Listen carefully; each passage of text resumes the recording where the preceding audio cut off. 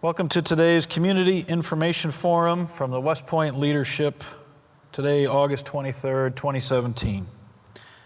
This is an opportunity for us to come together and to talk with the community and exchange information, discuss community events, and just have a two-way dialogue. As you know, my responsibility here is threefold.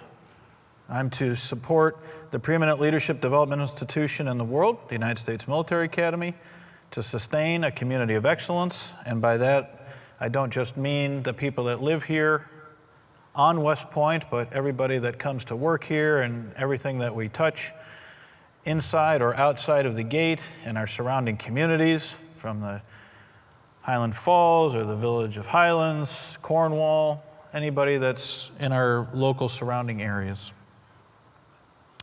And finally, I have to preserve our national treasure, that of West Point. We have the great distinction of being the oldest continuously garrisoned U.S. Army base, starting in 1778, and it takes great pride. Of course, that also means we have very old infrastructure here. But we do our best to try to maintain that and preserve the national treasure of West Point. So, I'm Andrew Hansen, the commander here for the garrison. We have our team assembled here today. Most notably, my Command Sergeant Major Roderick Taylor, here in the audience.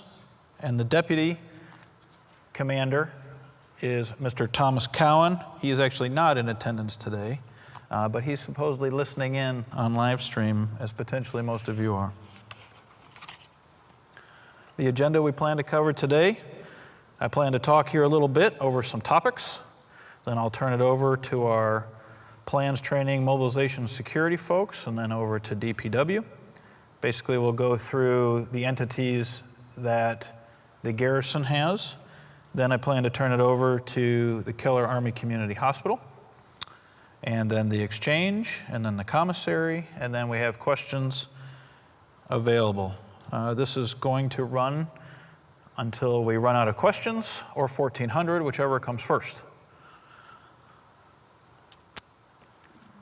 The thing for today also is that we have the ability to send in questions from the audience, no matter where you are, on Facebook or live streaming this event. This event will also be recorded and I believe put on YouTube so that people can view this later and have it as a resource that's available.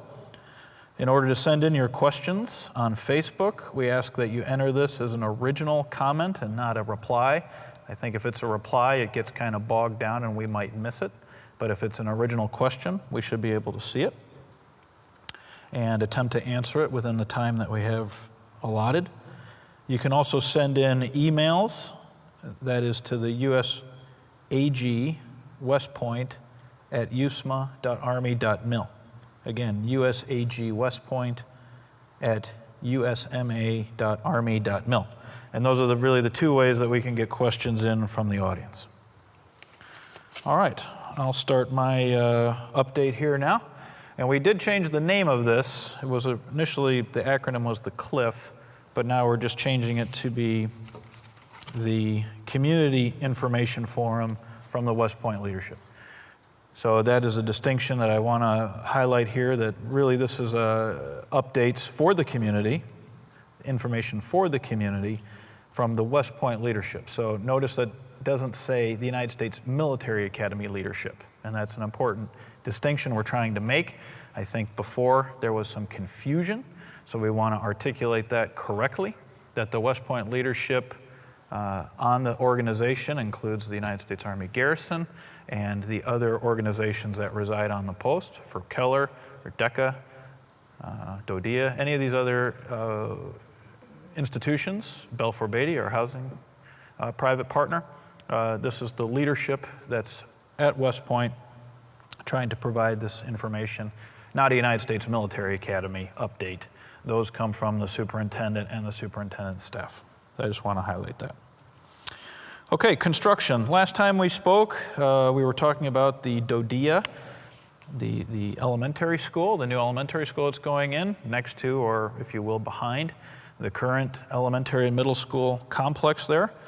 And from everything I've seen or heard or been told, that's going along very well.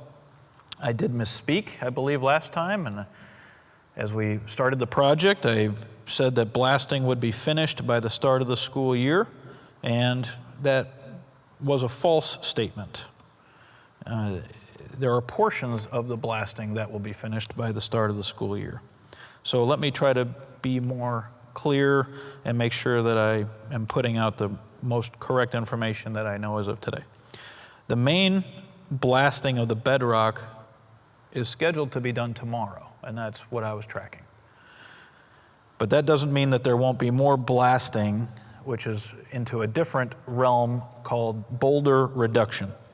And that may occur for a following 2 weeks. Then, to continue on with that, there will be jackhammering, and that is noisy and disturbing as well. And that will continue. I have that here. Wanted to provide you all.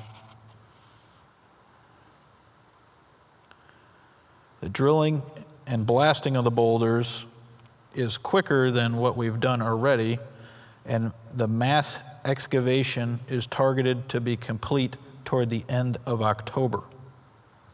Of course, there are many caveats to this.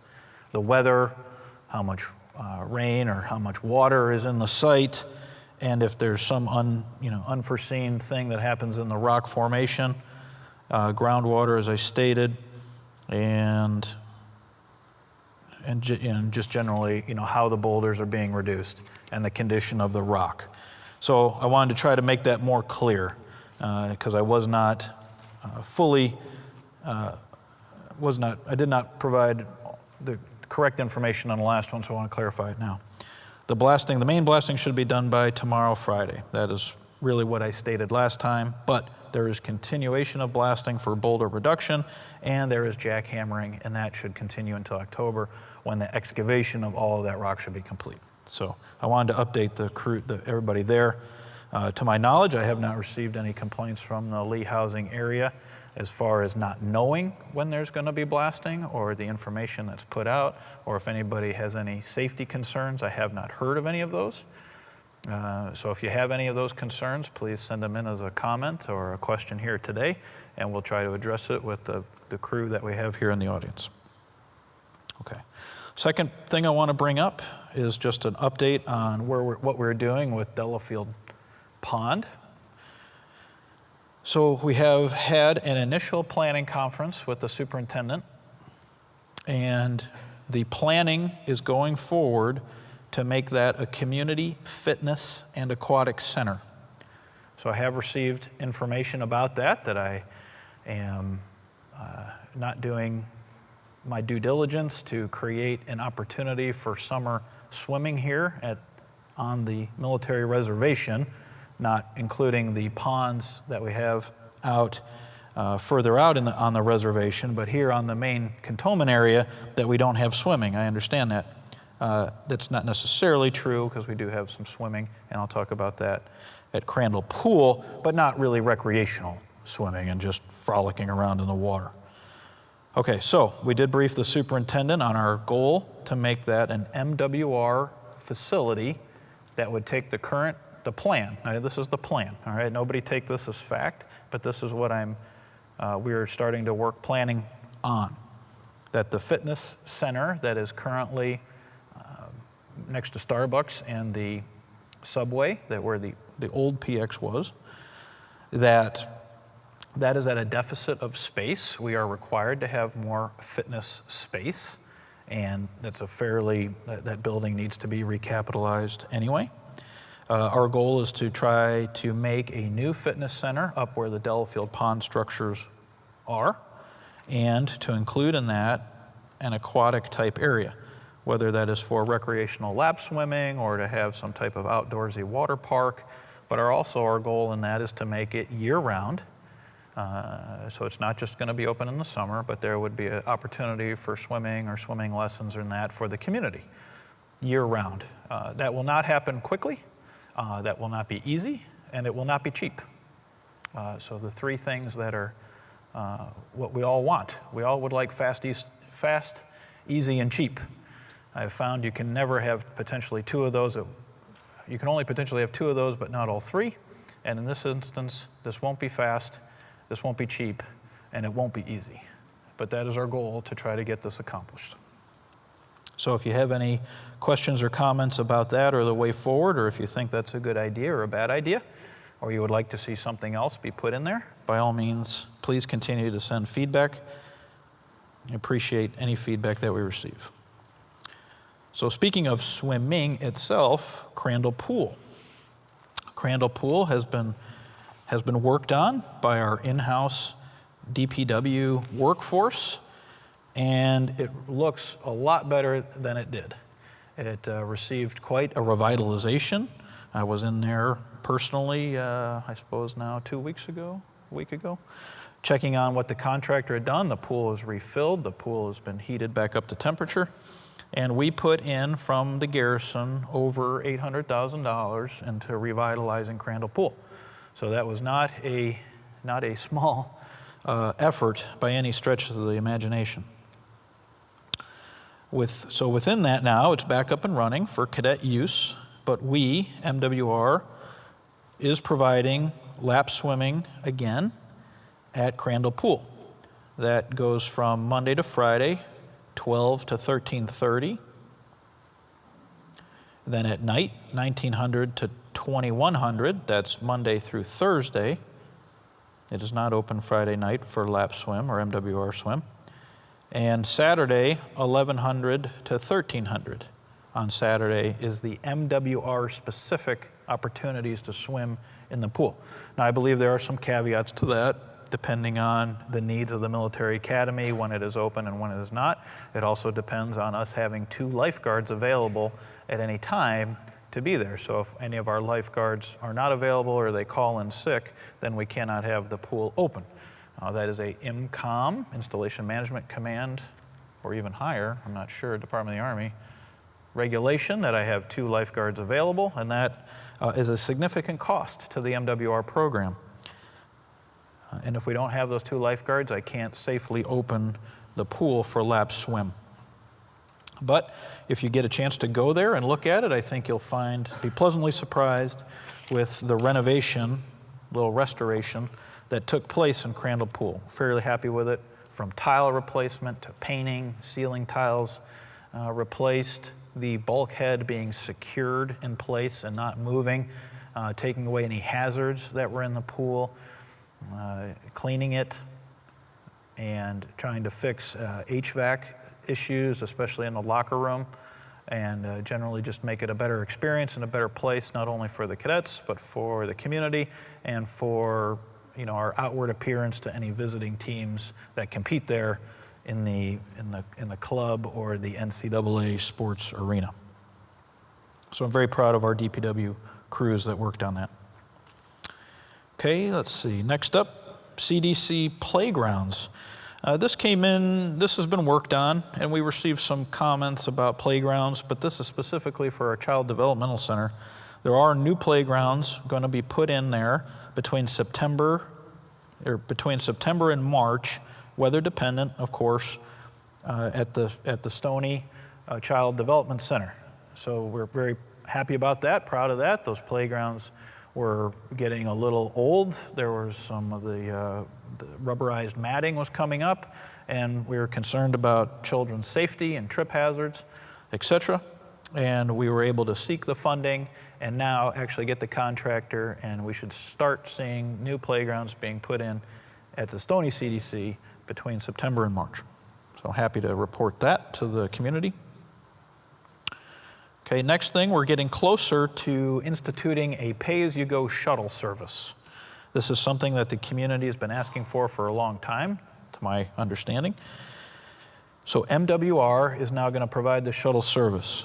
We currently have the van. That was a major hurdle. We have a 15-passenger van or something like this. 15? Yep. 15-passenger van. That is going to be the shuttle. We are currently in the process of hiring drivers for this, and we are working on the fees and the route that this van will take. I can't outlay the route yet, but the goal is for this to be pay-as-you-go, to service the community and to take our patrons from the main cantonment area. We would like to have it go all the way up to the ski lodge during the winter, especially for people that want to go skiing. And we want to have it go all the way out to South Post there at Spellman Hall so that people could actually take this shuttle down to Spellman and then be let off, in essence, in downtown Highland Falls, and then utilize some of the restaurants out there. Walk back across the street, pick the shuttle bus back up at Spellman, and then return back to the place of work. So you don't have to lose your parking space. You can park, and then you can utilize the shuttle bus. It is a pay-as-you-go. We cannot afford to do this for free. We have the cost of the fuel, the cost of the maintenance, and the cost of the drivers, and their salaries. So it will be pay-as-you-go, but we're not quite sure of the fee yet on what that's going to pay. I don't want it to be very much, and I think it will be, amenable. And this is our version of, our way to take care of the community that we came up with. A second thing with shuttles is that our Logistics Readiness Command that currently runs the shuttles that go from Buffalo Soldier Field into all the way around to Clinton Lot, the Logistics Readiness Command is looking to expand that shuttle bus route that will take it all the way up to the Keller Hospital area. That is looking to happen in the next fiscal year. So again, this is what we are looking to do and trying to do. Come 1 September or 1 October, if you don't see this, this is not me saying this is absolutely going to happen and you should be waiting out there and expect to get on a shuttle. I'm just letting the community know that this is what we're attempting to do and to look at to bring services to the community. And my hat is off to the Logistics Readiness Command to attempt to do that. My understanding is that there will, in essence, now just instead of one shuttle that runs its route, they are looking to add a shuttle and then can expand the capacity or capability of that shuttle bus. That is not run by me, and I don't have that contract, so I don't want to speak out of turn. It's just me in coordination with Logistics Readiness Command to try to make that happen. But when you add that to the shuttle bus that we do want to provide from MWR, we hope that that offers a lot more opportunity for the community. Okay, I think I'll talk one final thing. As you've probably seen if you exit Washington Gate, that New York State is repaving 218. So that is kind of a little bit of an ebb and flow, as you can imagine. They get so far, they expected this, their timeline that. We are trying to put out information as we receive it from New York State Department of Transportation. They just sent us a request today that we close Washington Gate from 1100 to 1630 tomorrow, Thursday. No. Is that today, Charlie? Is that today they want it closed? I'm sorry, Thursday, tomorrow, yeah. They want it 1100 to 1630 tomorrow, Thursday the 24th, as a safety measure for when they're paving 218. It does say here access to the Mint parking lot will still be available, but would be controlled. But so we are looking to close Washington Gate and limit travel in and out of Washington Gate from 1100 to 1630 tomorrow. And we'll try to put that out on as many media forums as we have so that the people don't drive out to Washington Gate and get turned around. Hopefully by 1630 it's back open and people leaving for the day will still be able to use Washington Gate. But we'll put those messages out either by electric sign, desktop alert, or some other mechanisms to try to alert the population. Okay, I am going to stop talking. I do appreciate again everybody that's out there in the web watching. We are able to see kind of the number of people that view the video and see it, and it's quite extensive. So I think this forum works well for informing the community. Up next, I'll be followed by Mr. Charlie Petty, our Director of Plans, Training, Mobilization, and Security. So Charlie, I'll turn it over to you. Thank you, everybody, and I'll be back up for the question and answer period.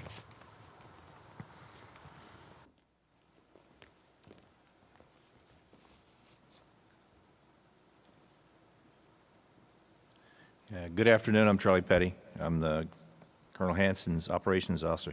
I've got 2 slides about events, and then I got some other slides after that. So the first slide about events lead off with this Friday's event, which is Ring Weekend. This is a significant milestone for the first class in that they're receiving their rings, which is a symbol of their, graduation from West Point and all that. What's key for you, if you're new, if you've never seen this before, it's really something to watch. It happens at the amphitheater.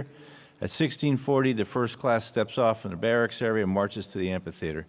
And then the ceremony itself takes about 30 minutes to do it. It's really worthwhile to go see. Also, you'll notice we'll have 3 football games in September. If you're new here and have not experienced a football weekend or football day here, it is a neat experience. If you live in Lee, Old Brick, Gray Ghost, that kind of area right there, don't drive. The best thing to do is, if you want to watch the parade, which happens at 3 o'clock, go down to Washington Road and catch the Blue Route shuttle. It'll take you right to the parade. After the parade, it'll take you to the stadium. After the game is over, it'll take you back along Washington Road where you can get off. If you live in Stony, just go to the PX parking lot. You have the Red Route shuttle. They'll take you down to the parade, and then the same thing. Once the parade's over, it'll take you to the stadium. Once the stadium's over, it'll take you back to the PX parking lot. So you really don't need to drive at all for any football games here. The 16th of September is a very busy Saturday. We have 3 key events going on. One, obviously, is the fall community yard sale. So all of you who just moved here and got all this junk in your house that you don't know what to do with, here's a great opportunity to put it on the lawn and sell it. So you got the fall, then you get the spring yard sale. So here's a great opportunity to get rid of some of your treasures, so to speak. We also have the Emergency Preparedness Fair at the PX parking lot. That's a great event for kids. I mean, they give away little prizes, and it's a great opportunity to learn some things about preparedness. And we also have the suicide walk that's going on. On the 22nd, 23rd, we have Oktoberfest, which is really popular here. And it's a great time at Ski Slope.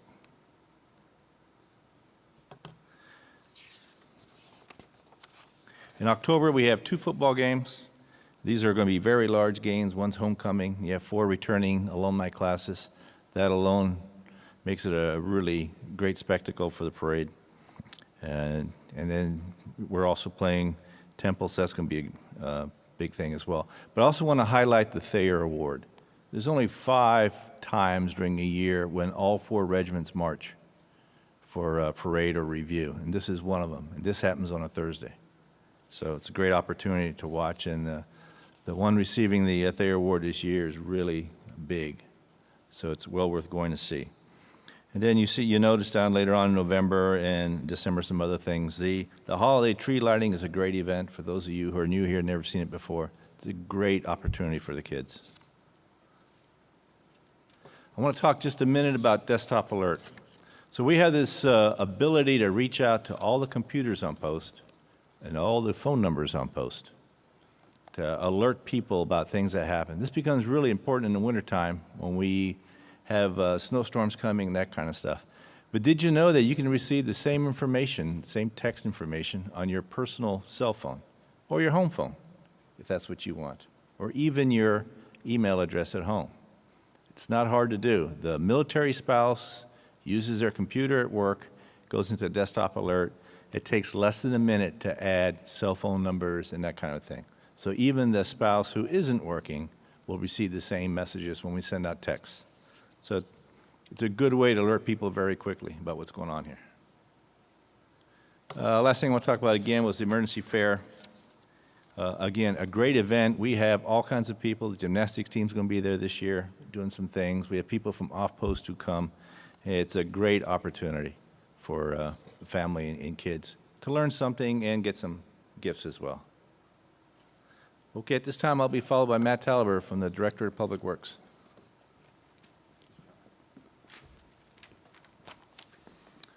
Thank you, Charlie. Appreciate it. Okay, we'll talk a little bit more about construction. So obviously a lot of construction going on around West Point, small projects, large projects, a mix. I want to talk about major construction going into the future from now out to about 2030, 2035 or so. So on this slide, top you've got your years, and left-hand side the major programs, beginning with the Cadet Barracks Upgrade Program, followed by our Milcon program, and then finally the Academic Building Upgrade Program known as ABUP. So in terms of the Cadet Barracks Upgrade Program, there are 9 existing barracks. We've totally recapitalized 3 of them, and we're currently working on purging, and we'll finish up around 2023 with the remaining 6 that we have. In terms of military construction, MILCON, Davis Barracks is finished up. Next year, we'll expand this cemetery to the west into the original footprint of the cemetery as designed by Olmsted. That will bring us about 1,300 more burial sites with capacity well into the future. And then we're looking at the cyber engineering and academic building. This is really a new engineering building with some cyber capability that allows us to teach, allows us to have the space for modern engineering education. That project's coming up along with a parking structure. The parking structure will add about 400 spaces to our parking capacity, and we'll take the parking that's now on Thayer Roof and put that in that parking structure. So no longer will we be parking up on Thayer Roof.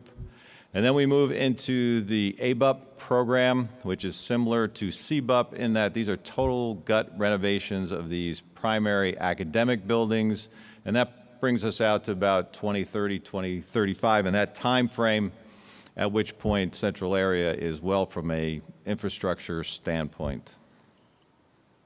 So we'd like to show you a look at this in video, a video depiction of what I just described. I'll take you through that now. Video, please. Left-hand side, you've got the timeline that will change as we go out to about 2030. You'll see the buildings light up, Davis Barracks, Scott Barracks, they're complete. Green is good, so when you see a building turn green, that means it's healthy, it's been recapitalized and/or built. We just finished Mac Long, so you should see that turning green here in a moment. Finished Davis, that turns green.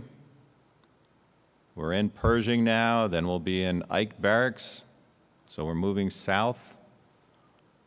Finally into Grant Barracks. Now you should see MILCON come up, so that's that engineering building I talked about. That'll be followed by the parking garage behind it. Those are built across from Mahan Hall. Lee Barracks. See Lincoln top right, that's the start of that ABUP program, that academic building upgrade program. CBUP finishes up, all the barracks are well at this point. MILCON is finishing up with the parking garage. And now we're into the ABUP program. Phased renovation of Thayer.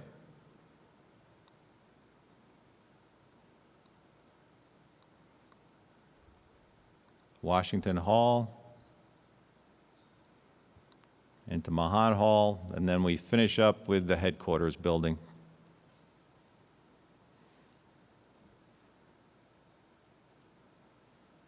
And that's our Get Well program out another 10 years plus.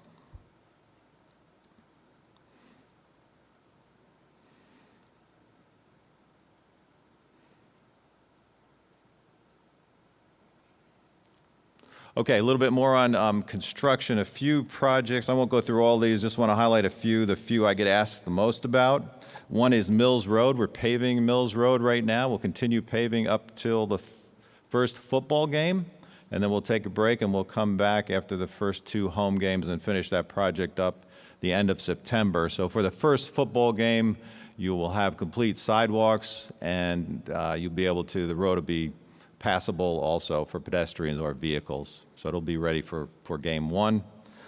Second project I want to highlight is Ike Hall, the Ike Hall parking lots, the tiered parking that we're working on, and that's nearing completion. That'll be done by the end of this month, so we're almost there with that one. And then the Beat Navy tunnel repairs, they're masonry repairs, so we've done that in phases, and we've kept that pathway open the whole time. We've done one side of the stair and then the other. So that's getting close. That'll be close to completion in October. We have to time that and schedule that for football and some other events going on. So the end of October, that'll be back in shape. And you can see on the bottom of the slide, the major paving projects and masonry projects that we've already completed, including Williams Road and Housey Place. Okay, that's it for a little bit on construction, and I will be followed by Lieutenant Colonel Heverly, Director of Emergency Services.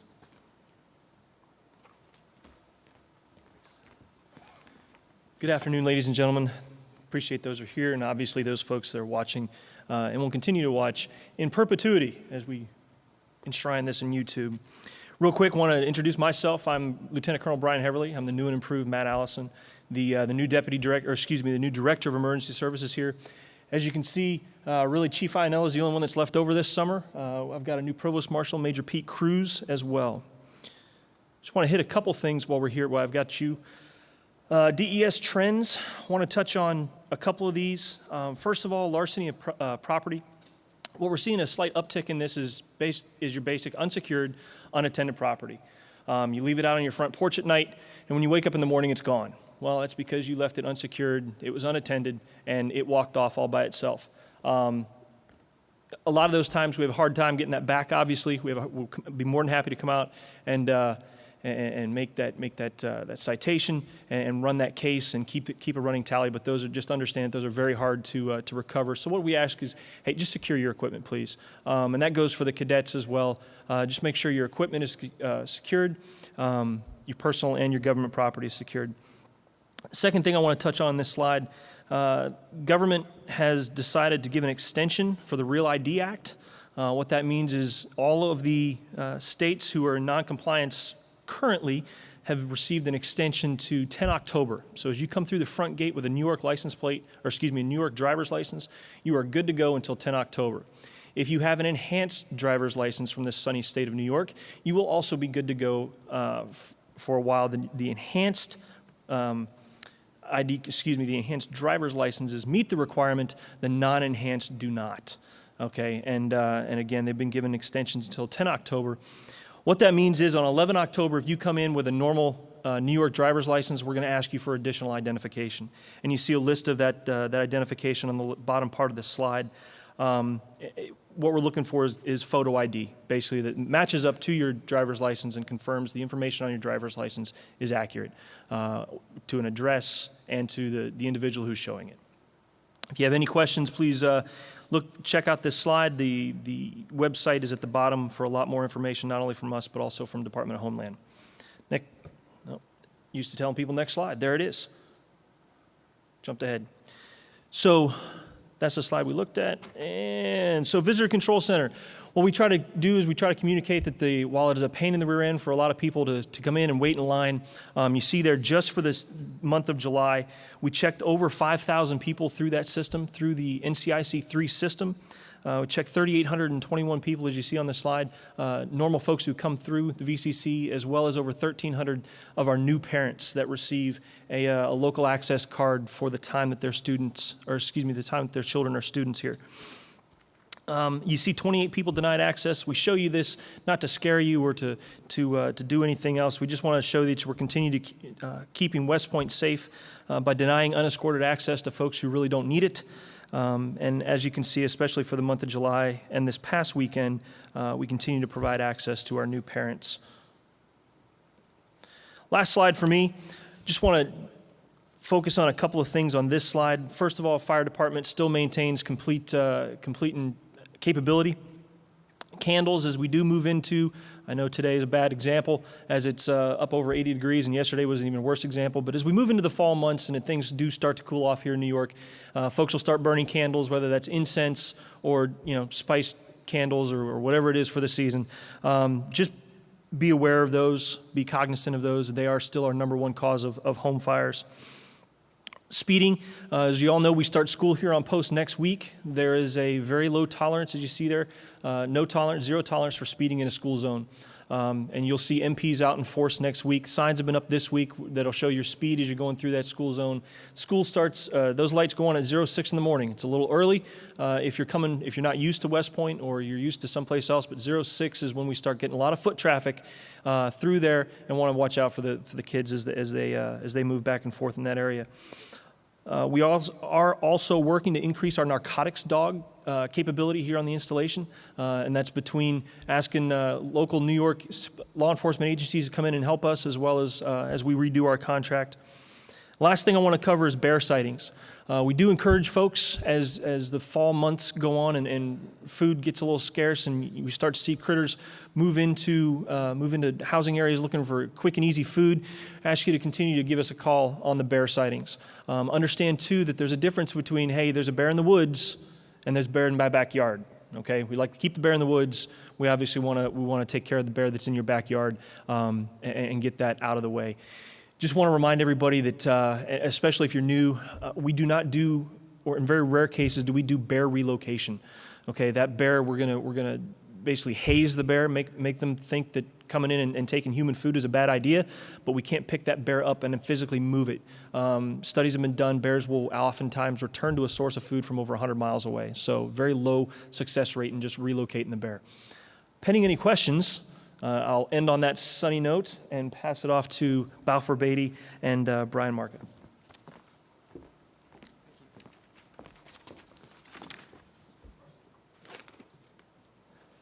Good afternoon. My name is Brian Market, and I'm the project director for West Point Family Homes. And I'm a substitute today for the community manager, Nick Emmel. He couldn't be here. And I also have with me my RCI partner, Dawn Barker. Today I'm going to talk about a few things, primarily some, our highlights in our community and facilities management, a couple of development activities that we're going to have ongoing. But before I do that, I have a public service announcement. We're looking for mayors. If you think you might be interested, please reach out to Dawn Barker at the RCI office. Her phone number is 845-938-5948. All right, thank you. So now on to community management stuff. I mentioned I was a substitute for Nick Emmel. Nick joined us on 5 July coming from Fort Riley, Kansas, and I can tell you that we're all excited to have Nick on board. We have a promotion ongoing right now that's going to end at the end of August. It ends on the 31st. And if you're a new applicant and you're able to move in by the 31st, you'll get your first month's rent free. So if you're interested, please give us a call, and this is specifically targeting the following housing areas: New Brick, Gray Ghost, Stony 1, and Stony 2. Next, we're also updating our resident files with some contact information. If we need it, we'll reach out to you. If you think we need something that needs to be updated, feel free to do so. You can reach us through an email or through our Facebook page. I'd also encourage you to go take a look at our website for our LifeWorks events. Jody Gelman does a fantastic job with that, and all her things are a lot of fun. Okay, facilities. This slide is all about those a few items that we get the most comment on, and that's landscaping and trees. Brightview is going to be doing some cleanup work for us here in late August. They're going to be getting after some shrubs and maybe some low tree canopies. And they're also going to get after some general landscaping in some of our beds around. We are going to have a contractor who's going to do some tree maintenance for us, and that's going to be focused in Lee, Gray Ghost, and New Brick. And when we get there, we're going to be looking still for those things that are safety issues or that may be a risk of such. And we expect to have all that work completed by the end of September. And then our roads and grounds team, they're going to be out and they're going to be after some curb cleanups and into those parking lots and trying to do some maintenance in those areas. We have two things that we're going to be focusing on with our development activities. We're going to be doing some restoration and repair on some of our historic garages. If you happen to live in one that we have identified to do some work, we will reach out to you and we'll get it scheduled. That'll be later on in the fall and will last throughout next year. So as we get closer to where we need to be in your area, we'll let you know. And then probably the most visible thing that you're going to see out of us is going to be the demolition of Quarters 8. We're planning to have that completely demolished by the end of the calendar year.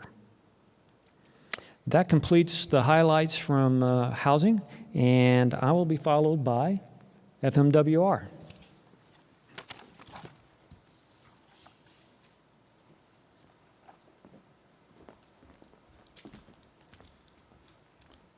Good morning. My name is Chris Rumlard. I'm the Chief of Community Recreation for West Point MWR, and I am filling in this morning.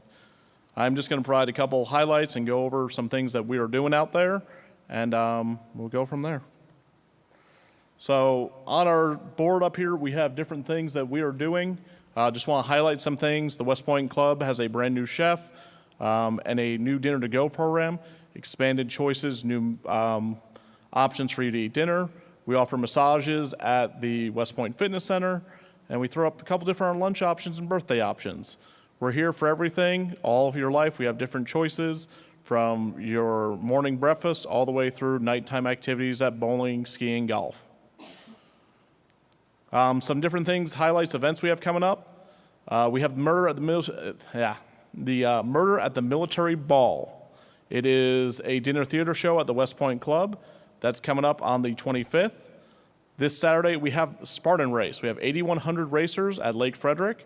There are still racing slots available. Just go to their website, spartan.com. Then we'll do a ladies' fall clinic, as well as brunch at the West Point Club coming back this fall. So different updates with things we are doing. Text us. Sign up to get on our newsletter, to get the different things, what we're doing all the time. We are doing a Parents' Night Out is scheduled for the 13th of September. That's a great opportunity for parents who want to go out, go to dinner, do something different. We'll be doing CYS services available for those. We're also doing childcare on Saturdays for Army football games. We're not doing it for the first football game, but every game after that, there will be childcare signups for people to go, be able to play, so they can go to the game, enjoy the game. For Friday night's game, we'll be offering only childcare for those workers who have to be at the football game. We're not doing it for people who want to be there. And I will be followed by Jen Partridge, who will just come on up to talk a little bit about AFAP.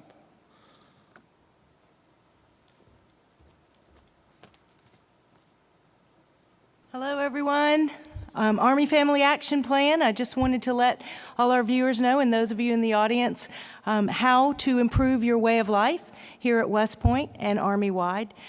For those of you that don't realize, AFAP actually, over the last several years, has completed 129 legislative changes. So it is our way to improve big Army policies, programs, 212 improved programs and services, and over the years here at West Point, we've had a lot of great success. We have commanders and leaders that actually make change here, and I'm going to talk about a few of those. But for those of you in the audience that are new to the community, AFAP is a way that you can improve the quality of life here. The way to do that, I have a flyer here. Issues are submitted online through MyArmy OneSource, so I recommend, if you haven't logged onto that site, it's got great information other than the AFAP process. But please go on there, submit your issues. We have right now 4 local issues that are open, which I'm going to let you know about and give you an update on those. One of them is the dog parks. I know that we have a couple of dog parks here on post. We did get a grant. There was a community member that helped write a grant, and we have money going to improve those. $13,000 is going to be improving the dog park. So that was an issue that's still ongoing. Another success that's going to be closing pretty soon, this issue, is improving the soldier barracks. So those of you that are single soldiers are very happy, I'm sure, that we're going to have the HVAC process and project completed and moving everybody back into those barracks fairly soon. And Colonel Hanson talked about a couple of projects coming up, and I wanted to let you know those are actually some former AFAP issues. One of them was the shuttle. In years past, we had a shuttle that went all around post, and due to funding, we were having to cut that down to just central area and going to South Post. So the shuttle that you mentioned, sir, about MWR offering that service is a good answer to that issue. And another issue that's coming forward at our next steering committee is the swimming area. So that's been on and off an issue since I've been here at West Point, which has been several years. So I'm glad to hear, sir, that that's in the works. I know funding is always an issue for that project. So AFAP is change. It's good. If you've got any great ideas, I like to say, talking about how to streamline programs, how to save money, how to do those quick wins, please submit them. And my phone number's there. and I'm at ACS, which is down at Buffalo Soldier Field. So if you want to come and chat with me, please do give me a call.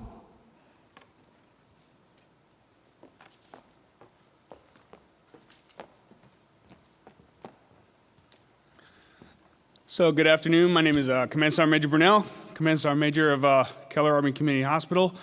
And we have some events coming up to better serve our community. First of all, you can see on the next slide, down the bottom, our team really takes pride in taking care of your children. So tomorrow is school physicals, and the team gets up, dresses up, and tries to make this process a little less painful for your little ones. We are asking that you make an appointment. Call the appointment line. We still have appointments available, but should you fail to do that, I have been ensured that if you show up, you will be seen. You just may have to wait a little bit longer, but you will be seen. If you come into Keller at any time now, you'll notice that construction is abound, and it's everywhere, and it's going to continue for quite a long time. However, I'm proud to announce that just recently our emergency department is reopened, and I tell you, if that's just a preview of what it's going to look like, then our hospital is going to look great. Well, hopefully within the next few years. But the emergency department is open. Unfortunately, the doors are not. So on the back of the emergency department, if you were to, years past, you were to come around and that's the way to come in. Those are coming. I have been assured that they will be here relatively soon, but you'll still see our emergency sign out front. We ask you still come in. And as you come in, you're going to see walls sometimes to the left, construction workers to the right. Bear with us as we try to improve to serve you better. One of the things that we're trying to do to serve you better is we have more pediatricians. You've asked for it, so you're going to get it. We got 2 pediatricians coming on, so your children now can actually be seen by a certified pediatrician, and hopefully we can have more continuity of care for you and your family. Other events that we're supporting, the blood drive is coming down, New York Blood Center is coming down, and we take an active part in that, trying to assist them and the community. And the flu drive is coming. I don't have an exact date yet, but we are getting ready and prepared to protect us for the upcoming flu season. How can you help us? Well, some of you may have received in the mail a joint outpatient experience survey. We lovingly call it Joe's. We used to call it Apples. I liked Apples better, but Joe's is kind of cool. But if you get one, please, please, please fill it out. Tell us how we're doing. Tell us if we can do better. But most importantly, if you enjoyed your experience, tell us. Why? Because the Army ties our funding to how well we serve you. So if we serve you well and you say, yeah, they're great, they're going to be there forever, well, hopefully, but you could really help us to be there forever and continue the services that we do provide for you by telling us how well we do. And if we could improve, well, then you can take that opportunity as well. Okay, so please, if you get the survey, fill it out. Please don't put it aside. Take the time. And if you want to tell us, use ICE. ICE is out there. ISIS, tell us, hey, you can do this a little bit better, or you're doing really good here. And of course, we got comment cards. But the key way to communicate with us, please, is Joe's. So if you get one, fill it out. That's all I have to say this afternoon, and I will be followed by AAFES.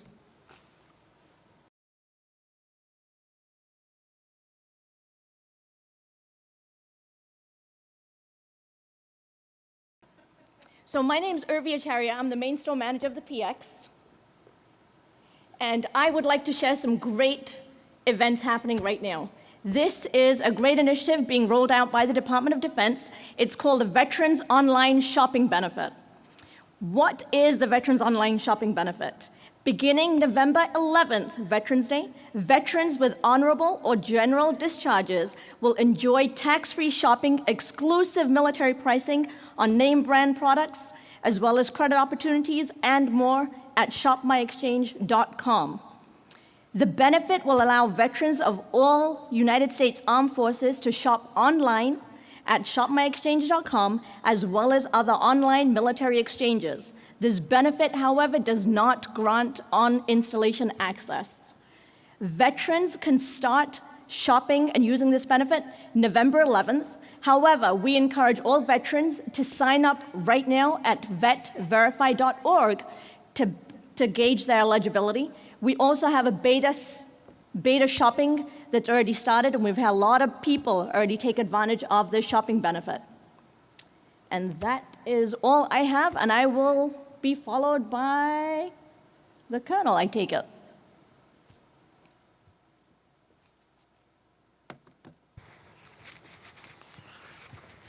Thank you.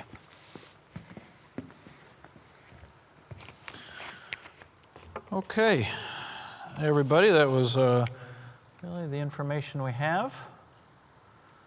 We are presenting a next forum here, already on the schedule, November 29th, and now we'll start to have this open for questions. And I'm getting some information already that, and I find this hard to believe, but this is what the statistics are telling us. 18,000 people have clicked on this already, and 650 people are viewing the video that's already being out there. So that's amazing. That's wonderful. And that's what we're trying to do here in our purpose to reach the community. So we'll continue. We'll go with questions now. And again, we have till 1400 hours, so we have about half hour to go through questions. Okay, let me see what the first question is. First question is, how do we get more ice time at the Hollander Center for families, faculty, and staff? I know there are public times during the winter, but it's usually only for 3 months when the ice isn't being used by the cadets, especially during class hours. It would be, especially when it's not used by the cadets, it would be beneficial to have it open for families, faculty, and staff. Okay, so our wintertime ice through MWR, we do have an open skate. You're right, December to February, as I'm tracking here, from 3:30 to 1700, so 1330 to 1700. And that is right now, like I said, December to February. So to answer that question, right now I do not have the resources to extend open skate that MWR provides. I don't have the ability to pay the employees to have it open and to pay for the conditioning of the ice and basically the usage of that facility. It's really just a matter of dollars, and I don't have the dollars to extend that out right now between what we currently offer December through February. There was a comment on the top. Could you scroll up to there? It says the new Provost Marshal is doing a great job, and they're seeing improvements out of the Provost Marshal's office and the DES. So I thank. I'm glad Major Cruz was writing in, and that Colonel Heverly's wife was sending in a message. But kudos to our new Provost Marshal, even though he was in the Navy for a little while. So don't forget to razz him about that. He was on a Navy submariner for a while. Okay, so I answered the first question. Second question here. Let me take a second to read it.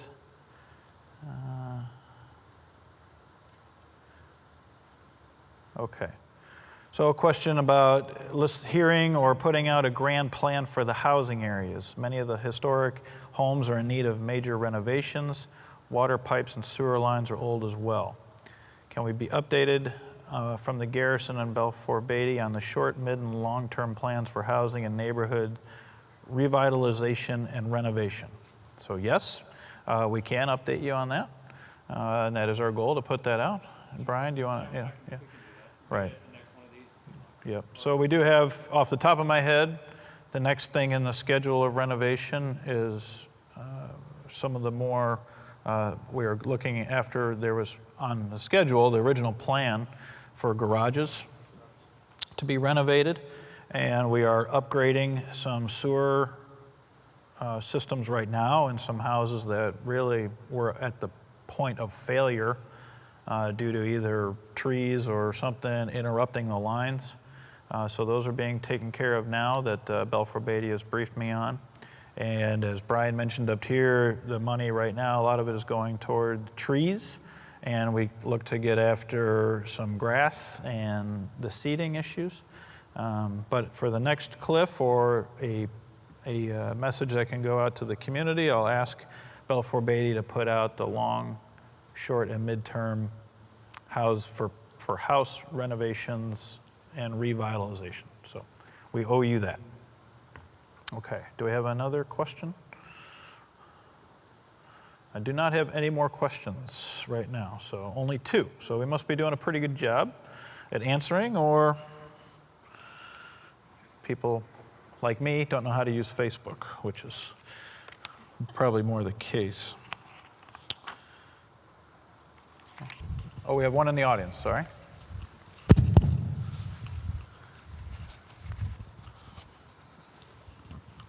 I was wondering if there's a list of approved caterers for use on post. I know that there was an agreement that was signed, but it expired in March by the last garrison commander regarding... Okay, of approved caterers to come onto post, so... Yeah, because right now there's an agreement between like the West Point Club and DCA and who can use which for what.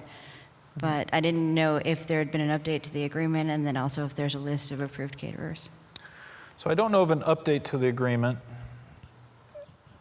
I am working with DCA right now on revamping the catering process, but that is really between the catering that DCA offers and the catering that the West Point Club offers or MWR offers.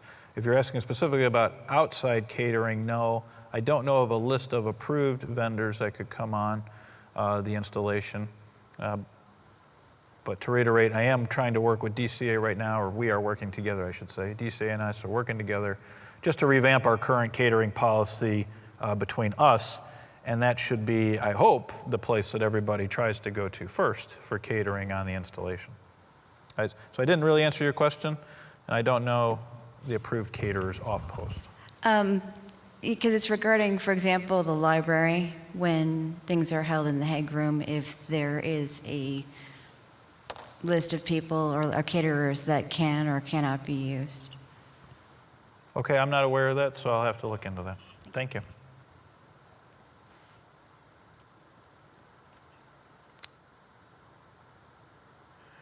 Okay, I am being told that the video and audio have been a bit choppy, so unfortunately a lot of people may be watching it, but there are, I guess, some technical difficulties out there. I'm going to blame it on the eclipse, and we hope to have it fixed shortly.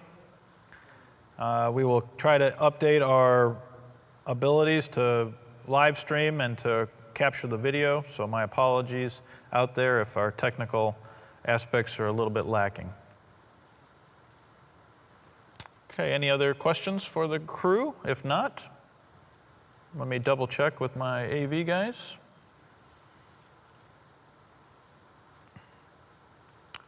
They're checking. Okay. All right. There are no additional questions for anybody that's here in the audience. I'll stay and I'll ask my compadres to stay here for a few minutes if there's any questions you want to ask point to point. And if not, I look forward to seeing everybody or having people come online for the November 29th information forum. And we'll work on getting our audio and visual up for that time so it can be better viewed by the audience. And again, thank you, and I appreciate your continued support as we tried to provide the best services we can within the resources we're provided. Thank you very much.